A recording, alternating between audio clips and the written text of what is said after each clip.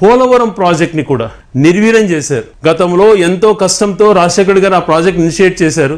నీకు రాష్ట్రం విడిపోయిన తర్వాత జాతీయ ప్రాజెక్ట్ అయిన తర్వాత కూడా దాన్ని సద్వినియోగం చేసుకోకుండా నీ కాంట్రాక్టర్ల కోసం తాకట్టు పెట్టి కేంద్ర ప్రభుత్వం చేయాల్సినటువంటి ప్రాజెక్ట్ ని బలవంతంగా లాక్కొని అవినీతిమయం చేసి ఏదైతే డయాఫ్రమ్ వాల్ ముందు కట్టకూడదు, కాఫర్ డ్యామ్ అనేటువంటిది కట్టి నీటిని అరికట్టి మధ్యలో డయాఫ్రమ్ వాల్ కట్టే క్వాలిటీగా వచ్చేది. అలా కాకుండా ఒక ప్లాన్ ఒక ప్రణాళిక లేకుండా డయాఫ్రమ్ వాల్ ముందు కట్టి కాఫర్ డ్యామ్ లో నువ్వు అరికట్టలేక ఆ నీళ్ళ ఫ్లో వచ్చి డయాఫ్రమ్ వాల్ దెబ్బతిని ఈరోజు పోలవరం కూడా లేట్ అయ్యేటువంటి పరిస్థితి చేసింది మీరు చంద్రబాబు నాయుడు గారు.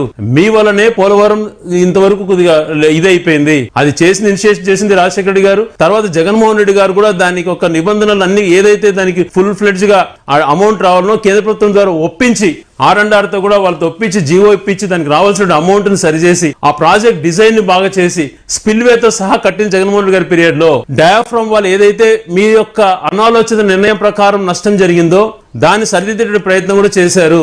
మీ వల్ల ఆ డయాఫ్రమ్ వాల్ నష్టం జరిగి పోలవరం ప్రాజెక్టే వెనకబడిపోయింది. రాయలసీమ లిఫ్ట్ ఇరిగేషన్ గురించి నువ్వు మోసం చేసావో ఈ విషయం ప్రజల్లోకి తీసుకెళ్తున్నామని చెప్పి కొత్తగా మళ్ళా నిన్న ఏదో రాజధాని అంశం అని కావాల్సి ఏం లేని దాని ఇష్యూని క్రియేట్ చేస్తున్నావు. ఎప్పుడు కూడా ఒకటే స్టాండర్డ్, గతంలో గాని ఇప్పుడు గాని మేము రాజధానికి సంబంధించింది ఎప్పుడు కూడా వ్యతిరేకంగా మాట్లాడలేదు, వ్యతిరేకం కాదు. అదే రకంగా అక్కడ రైతులకు మంచి జరగాలి. మొదటి విడత పైనే మొదటి పూలనే దాదాపుగా 1000 ఎకరాలు అక్వైర్ చేసి ఆ రైతులు చాలా మంది కూడా గుండెకోశతో సభలో ఇన్ ఫ్రంట్ ఆఫ్ మంత్రి ముందర గుండెపోటుతో చనిపోయాడు ఆవేదనతో. అటువంటి రైతులకు అండగా నిలబడాలన్నదే మా యొక్క తాపత్రయం.